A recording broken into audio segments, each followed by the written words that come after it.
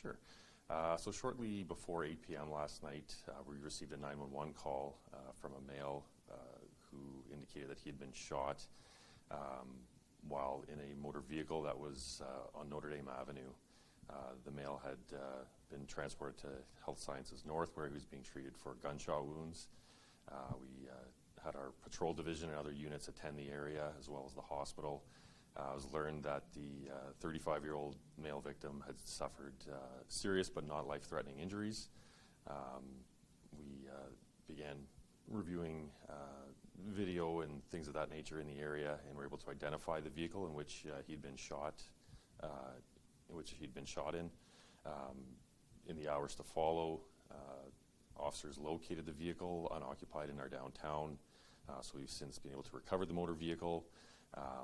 And we continue our investigation.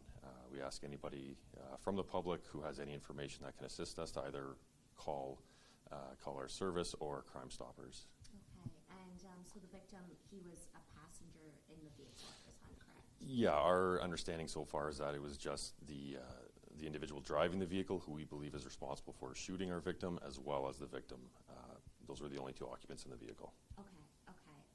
And the pair, they were known to each other, right? Our investigation so far suggests that they were known to each other, and it was an isolated, targeted incident. Okay. Have you gotten a suspect description yet, or I guess you haven't spoken to the victim maybe yet? Or? Yeah, so far we have very minimal information to go on in terms of a description from, as provided by the victim, but we continue our investigation in hopes that we can firm up the identity of the person responsible. Okay.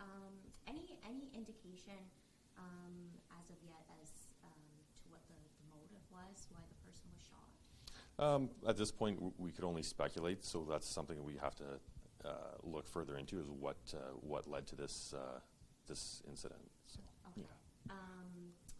What was I going to say? In terms of location, so it's Lasalle and Notre Dame. Are you able to give any more kind of specifics? Did it happen at outside of business, a restaurant, anything like that? So this is where we hope our video canvas can help us piece together the puzzle of where the vehicle had traveled in that area. So that's why we're in the area, hoping that we can identify an exact location of where the shooting happened based on video footage in the area. Okay. And also too, it was mentioned that it was so the person, they were in the vehicle, they got shot. And I'm assuming they escaped somehow, and then a community member came and picked them up? Yeah, so again, these are details that we are trying to firm up with our victim, how exactly it all went after he'd been shot. But our understanding is that he had called someone for help to come and pick him up, which he did, and that individual then brought him to the hospital where he's received treatment. Okay.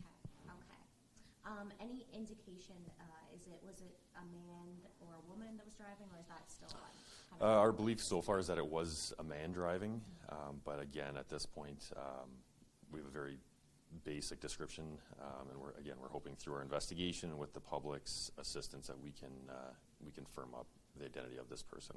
If you have a basic description of the suspect, why not release those details so that people can help out? Just to protect the integrity of the investigation, that once we have firm, we don't want to put any misleading information out into the public, which leads us down a wrong investigative avenue.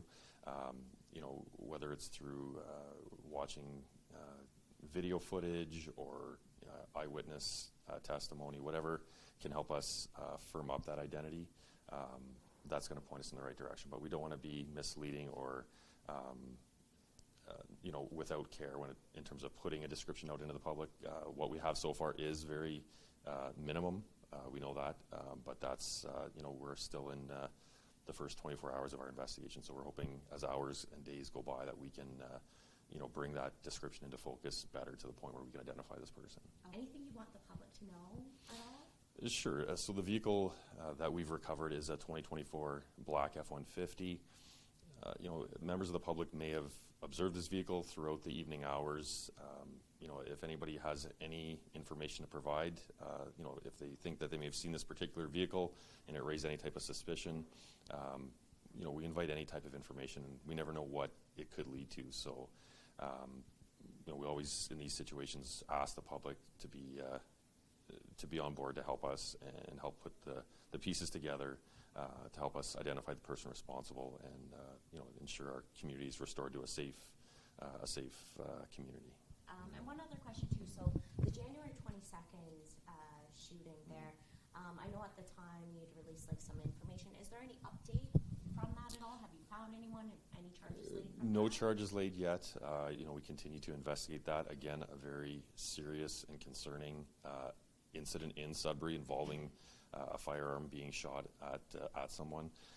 So the investigation continues. Although we have not made an arrest, we continue with our investigation as with any firearms-related offenses happening in our city. Okay. And just because they're kind of in a similar area there, they're not believed to be linked at all? Yeah, although there's some similarities, that's something we have to consider and look at and compare the two investigations. And if there are parallels, then we certainly have to pay attention to those. At this point, again, with this most recent shooting, we're very much in the preliminary stages. So again, if the evidence leads us to a point where we draw similarities between the two investigations, and then we treat it accordingly and look at it as it could be the same individuals responsible or two completely separate but similar incidents.